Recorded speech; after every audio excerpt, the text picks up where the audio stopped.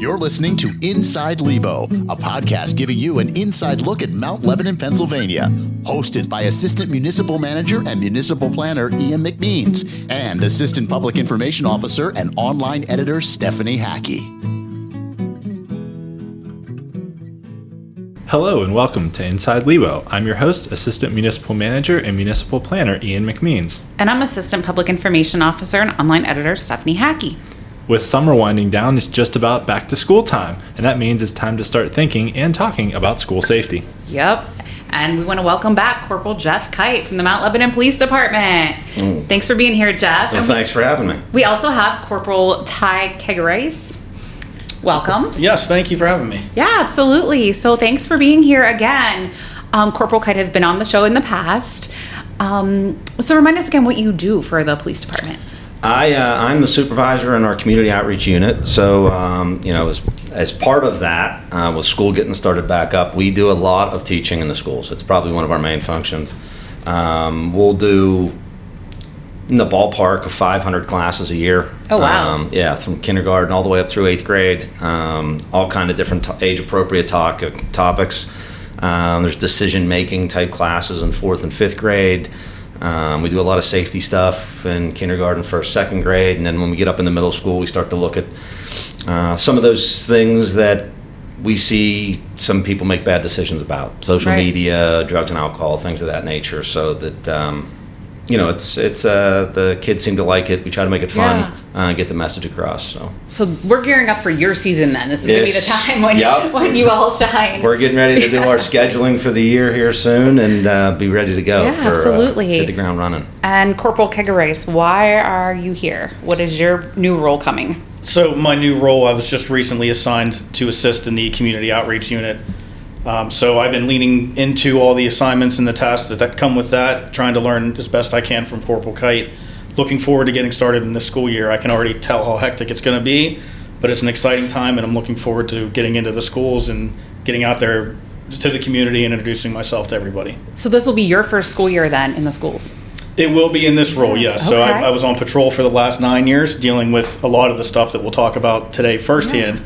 But from this aspect, this is entirely new to me. So if parents come home and say, Officer Ty or whatever came into the school, that's you. That'll be me. Yes. What do they go by? What do they call you? Do you know yet? I think Officer Ty is going to be what I go with. It might be the simplest way. Yeah. So we'll stick with that for now. I go Officer Jeff. And that makes seems sense. to help them remember. Simple enough. I figure they'll come home and say your name, so I thought we'd introduce you for sure. So since it is back to school season and the Mount Lebanon School District goes back to class on August 28th, Mount Lebanon, as our listeners should know, is a walking district, which means the district does not bus students to school. So what are the most common issues that you guys see on the roads and sidewalks as the kids head back to school? Yeah, it's especially as school gets started when the weather's nice and everybody's walking, just volume, right? I mean, there's a lot of kids out and about on the sidewalks, as at the beginning of the day, sometimes at lunch, and then in the afternoon. So couple that with rush hour traffic, some of the schools on the main roads, and it's really important that we instill the safety for the kids and for the driving community, that Definitely. They know that this is going to happen.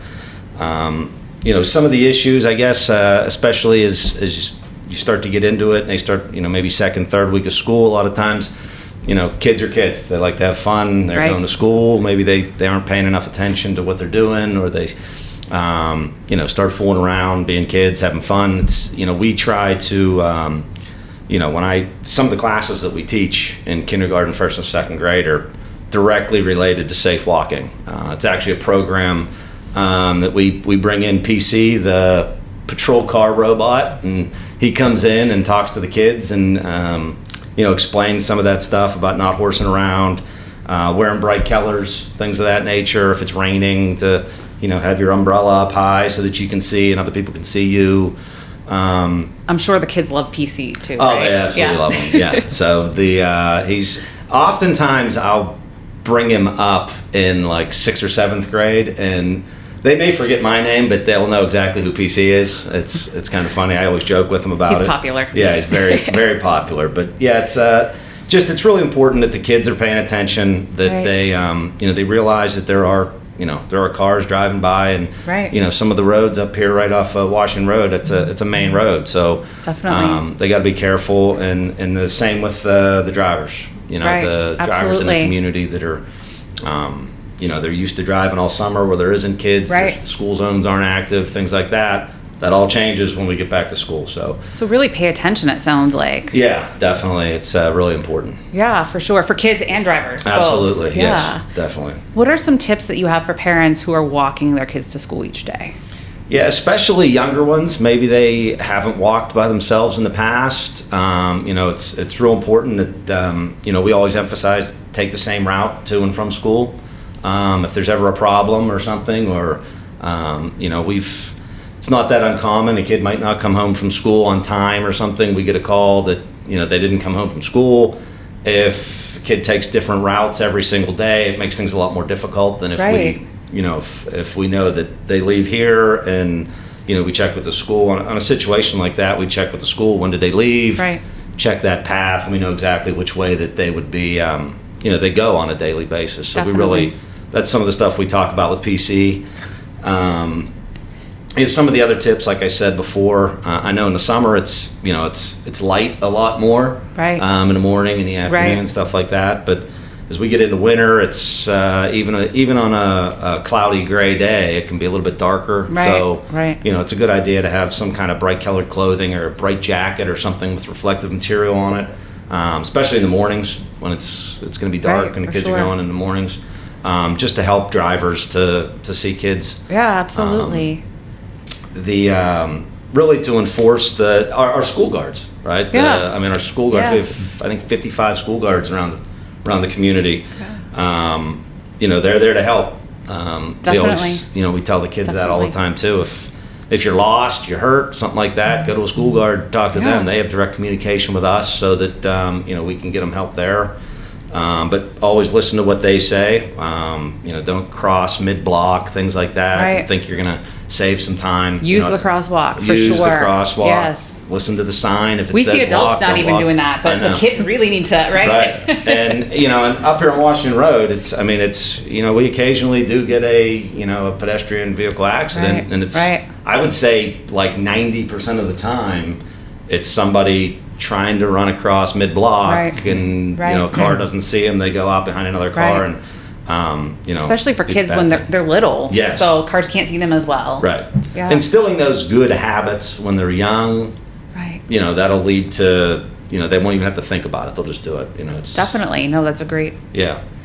Yeah, and the point about always taking the same route to and from school also helps with where the crossing guards are going to be, so where their Right. stations are, so Right. if you need help, there's those Yeah. checkpoints along the way too. Yeah. Oftentimes, by the middle of the school year, the crossing guard gets to know the kids' names. They get to know the crossing guards, and it's kind of neat. It's another set of eyes as well. Yeah, absolutely. And shameless plug for anyone interested in learning more about the crossing guards, we did a previous episode of Inside Lebo on that, so you can go back and listen to that episode as well. Yes, and they're always looking for more crossing guards. They are so always looking feel for free more crossing guards. to Yes. apply for that. Yep. Yeah, you can check the municipal website, and also check at the police department. They usually have a sign outside the building about how to apply to be a crossing guard. So if anyone's interested, that's where to check. They're always looking. Yes. Yep. So if a parent is not escorting their child to school, do you encourage the kids to have like a buddy system or walk with other kids kind of from their block, things like that? Yeah, absolutely. Just from the standpoint of kids like to be around other kids. It's just really important that they know that it's, walking with a buddy doesn't mean you have to not have any fun. It's Right. just, playing football on the sidewalk while you're walking to school isn't a real good idea. So, or, running around, rolling around in the grass, stuff like that. It's, I can remember being a kid, and next thing you know, you're not paying attention because you're playing tag or doing something, and you step out in the street and something bad could happen. So, Right. but it is certainly, if somebody does fall and get hurt or something, being with others or having a buddy definitely would be obviously advantageous. They can Definitely. get help if somebody twists their ankle or really needs help. During the day, there's usually Right. people around, so but it would. They could go get a crossing guard or something along those lines. So, we definitely encourage walk with a buddy if you're not with and a buddy could be a sister, brother, mom, dad, uncle, Right, whoever. right. Anyone, Just anyone. for sure. Yeah, definitely. Now, coming from the other side, being a patrol officer lately, Corporal Kegarise, what have you seen as far as issues for back to school? So the biggest thing is drivers have gotten used to their routine, going to work in the morning, coming home from work in the morning, and they're used to the volume not being as significant as it will be once the kids return to school. So the biggest thing we try to emphasize and preach to people is that there's going to be increased traffic, both pedestrian and vehicular. So just exercise patience and then plan your route accordingly. Know where you're going to go. If the school zones bother you because of the speed reduction, pick a route that goes around it. It makes the community safer too in that sense. So it's a lot to consider. The police department also places a primary focus on enforcement during this time too. Right. So you're going to see increased police presence around all the schools. Right. That comes along with, unfortunately, us having to pull people over from time to time, which creates a huge distraction as well. So just plan ahead, know that these things are going to be coming up. It's a busy time of the year, and just practice patience as much as possible until you get used to the routine. Definitely. Really just leaving 15 minutes earlier. Yeah. I mean, it would probably alleviate any type of stress when you get to a school zone. 'Cause it does slow things down, but there's a reason for it. Right? I mean, we have Definitely. to be safe. All right, great. We're going to take a short break here, and then we'll be back with more tips about walking to school.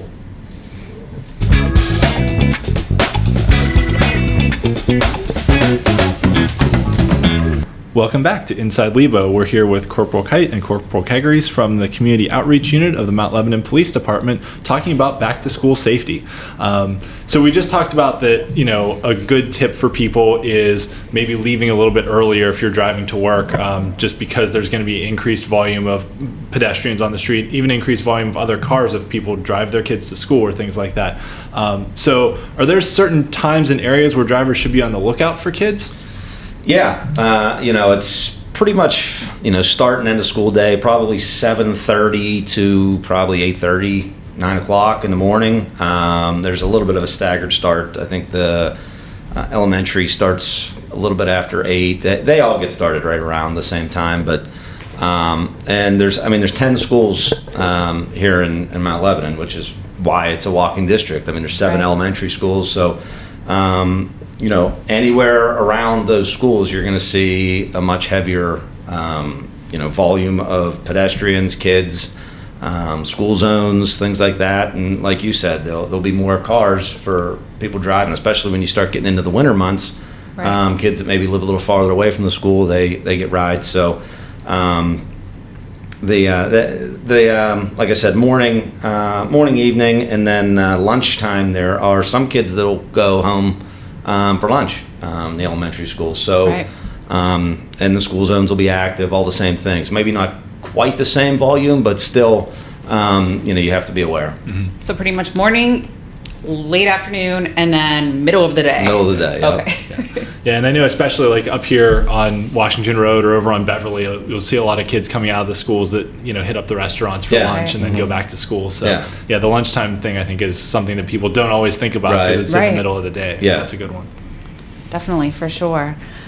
Any other tips for drivers as to how they should adjust during this time? It's just about being aware. You gotta, you're not going to be able to mistake it. I mean, as you start driving on Washington Road, if the kids are on their way, you're going to see a large volume of children walking on the sidewalks. Right. That should be your first clue, right? And then you're going to see the school zone lights flashing, things of that nature. If you really can't be in a rush in that environment. It's when Right. bad things happen. Like Corporal Kegarise said, if it's something that you need to come up with another route to get around it, if that's something you need to look at, then maybe that's something you look at. But really, I think giving yourself time, understanding that there's going to be some delays, it's just part of it. And it's like that every year. It's not Right. like this is something we're doing different. It's just we just Leave want to make earlier, sure. basically. Yeah, we just want to make sure the kids are safe and there's not some sort of something bad happen because somebody was in a hurry. Definitely, for sure. Makes sense. So all of our elementary schools have go zones, which is where the curbs are painted green. So can you talk to us a little bit about those go zones and what rules parents should follow when using them? Yeah. So the go zones are set up so that it is meant to be a quick process. Not unsafe, we're not like kicking them out while the car's running, moving or anything of that nature. But, I always say it's not first of all, pull all the way up is what we like to stress. Because a lot of times people just have a tendency to, the door, they pull up as far as the door for the school, but they leave an area in front of them where 4 or 5 cars could fit. So every time you can move up as far as you can possibly move up before anyone gets out of the car that just makes the entire process go a lot quicker. And then whenever the car is stopped, we ask that the driver doesn't exit their vehicle, because first of all, they'll be exiting into traffic. Right. We don't want that. We don't want the child to get out of the back seat on the side of the roadway. It's going to be on the passenger side. We want them to exit onto the sidewalk. It would be helpful if they had their backpack and stuff, maybe in their lap or with them, so that really we want the process to be done as quickly and safely as possible. Right. So Efficiency. Pull up, stop, say your goodbyes, and open the door, close it, and move on, and the next group comes in. We know you want to hug them and take pictures and Right. all of that, but do that at home beforehand. Absolutely, yes, definitely. It's not the best time to do it, and it's what happens is people start to, if they can't get up, the kids they're not in the go zone yet. There's several cars back, and then someone gets out of that car, and then they try to pull around the other cars, and it can become a mess. So if it's done right, it'll be very efficient. It'll go quickly. The whole process is like 10 or 15 minutes where all these kids are dropped off and going to school. It's just there's not like a fast way for one person to do it. Like that's when bad things happen. When someone Again, be patient. right, everybody Extra wants time. to get through the line. Yep. It's again, if you have to leave a little bit earlier because you need to be somewhere, then that's what you have to do. Right, absolutely. And if you're going to be driving into a go zone and dropping your kids off, we have a How to Lebo video that we will put back up on our website, mountlebanon.org and lebomag.com, and you can view it there. Corporal Kite was kind enough to appear on a video for us to show us all of the details of the go zone. So you talked a lot about being in school. Mm-hmm. What are some of the things, once kids are back, what are things that parents should be reinforcing for school safety? It's we talk about a lot of this stuff, even outside of maybe not so much, the walking to and from school. Some of the stuff that, middle school for us, it is a ton of social media stuff. It's really, there's just so much access they have with that phone to, unfortunately, there are bad people in the world, and there are a lot of them that are out there online, and there's a lot of access. So really paying attention to what your kids are doing with that phone, really trying to reinforce that, not to communicate. My biggest message is always, you shouldn't be really communicating with people you don't know. Right. And that goes down into the elementary kids. I talk a lot to when I'm in elementary, I talk a lot. It's not so much social media, and a lot of times people don't think about it, but the video games now. Video games is the number one place where internet predators make contact with children. It is the place. Oh, that's scary. It's the place they go because kids don't, they're online and they're either in a chat. You don't think about it. Or sometimes even, with a headset talking with people that maybe they don't give out that personal information at first, but it's real easy if you're playing a video game with someone over the course of a week, 2 weeks, 3 weeks. They think they're their friend. Right. Now they think they're friends, and now they can tell them all this personal information. And I really, I talk about that a lot in elementary school. I remember playing video games when I grew up. I was playing, the person I was playing with was sitting right next to me, and, didn't have to worry about anything. Now it's all online. And even with that technology, it's, it's still great. But there are plenty of people like in class, on a baseball team, a neighbor, a brother, sister, or a cousin. There's plenty of people you can play video games with that you make sure you know them. You know them. Right. So no, for sure. That's probably one of the things that I think is kind of the scariest thing that you can Definitely. deal with, because they can kids they trust who they're talking to, and they don't really think about stuff like that. So then we talk about when we talk about the drugs and the alcohol, things like that, things that kids need to to know and understand, but there's a lot about decision making, and then the social media stuff is. I mean, I started back in June of 2000, so there wasn't. Oh, wow. There was no Facebook was social just media. coming to be. Yeah, and there wasn't even internet on your phone, so we didn't deal with any of that stuff.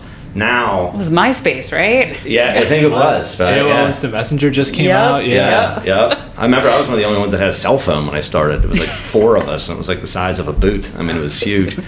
But so It's changed a lot. It's changed a lot, and I would say social media is probably one of the biggest problems that we have. Wow. Almost everything is somehow tied into Right. social media, whether whatever the thing is we're dealing with. So. Any tips for parents? Just watch. Yeah, I mean, it's hard. I have kids too. Just be aware. It always bothers me when you see kids that have like 2,000 friends on their. It's Right. You don't have 2,000 friends. Right. You accepted every single person that Yeah. asked you to be a contact or a friend, but. And you don't know who they are. Yeah, and you don't know who they are. And there's a lot of those internet predators. It's very, very easy to make a social media page, populate it with photos, make it look Right. completely. I mean, it takes 15 minutes. Right. You could make a profile, send it out, and make it look completely believable. So I always tell the kids when I'm teaching it only takes one. Right. Right. If one of those gets mixed in with Right. 800 friends Right. that you have on your account, it could be a problem. So Definitely. yeah. So Yeah. just stay vigilant. Make sure you kind of see what they're doing online. It's it could be dangerous. Definitely, for sure. That's some great advice. So I think we're just about out of time here for today's episode. Thank you so much for joining us. Any other parting thoughts or advice as we head back into school season? No, I mean, we're excited to get going too. Get it, get the classes back up and running. Then we're looking forward to it. Yeah, absolutely. Well, thank you so much to both of you. Corporal Kegarise, do you have anything else that you want to? I don't have much to add. Corporal Kite covered everything pretty well. But for any of the parents out there, if they have questions specifically about this, they can always reach out and contact us. We'd be happy to walk them through it, talk to them about a lot of things, whether it is social media, keeping their kids safe, or anything related to the school's ends. Definitely. And how do they reach you all? Is it 911? Is that just the best? All our information's on the website for Okay. the community outreach unit, so they could call Perfect. direct to my line. Perfect. I mean, my number's 412-343-4068. That's my desk Awesome. phone. So if somebody wanted to reach out and had questions, Yeah. or all of our information is on the website. Wonderful. And that way they can call and leave me a message. I'll get back to them and discuss any issues. The new and improved MountLebanon.org Yes, website. yes, Yes. very nice new Yes. website. Check it out. Well, that's it for this edition of Inside Lebo, which is produced by Carrie Monyo, with music by Drew Monyo and graphics by Chris Leeper. Thanks again, everyone, for tuning in, and we'll be back soon with another episode. Thanks for listening to Inside Lebo, produced by Mount Lebanon's Public Information Office. Learn more about all things Lebo at mountlebanon.org or by following our Facebook, Twitter, and Instagram pages.